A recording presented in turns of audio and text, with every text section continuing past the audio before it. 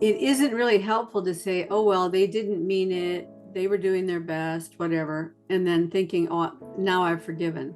You haven't really Mhm. forgiven until you've forgiven something. And the something that you have to forgive is the part where they actually were guilty. Right. So the way years ago my pastor's wife explained it to me was you have to have a little trial. Now, it happened to be with my father, and my father had already passed away. So I couldn't talk to him about it, but I had to have a little trial in my bedroom where I had a piece of paper. These are the things that I was holding against him. These were the things I felt that he had, where he had hurt me, things that he had, even though he had his own wounds and all of that. I mean, I understand all that. Nevertheless, my life was affected by these actions that he took. And have a trial and figure out, was he actually guilty of things or not guilty of these things? And which of them was he actually guilty of? And once I had the trial, then I could say, okay, now as the judge and as the jury, I can say, okay, he's guilty, but I am going to forgive him all the consequences. And I am going to just say, not that he's not guilty, but he's forgiven. He's pardoned. Yeah.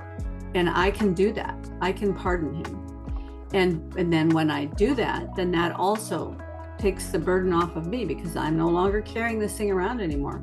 But if I didn't have the trial and actually confront myself about what actually was the guilt and what wasn't the guilt, and you could spend all day balancing the guilt against all the good things. He gave me life. He supported us to the extent that he was able to do, and all of that kind of stuff. But that doesn't help with the forgiveness issue. The forgiveness issue Right. you have to be forgiving something. Just this amorphous, oh, well, they did the best they could. That never gets at the root of the bitterness, because the bitterness is there because of some actual, maybe not always. Maybe some people are holding bitterness over something that never really happened. But then you can have that talk with yourself too. Did that actually happen? Did it not actually happen? What was Yeah. the impact on me? But simultaneously, while you're doing that, you also have to let go of your own need to shift the blame onto somebody else for things that you yourself are currently responsible for. Right? Yeah. So both of those things have to happen. Yeah. That makes sense.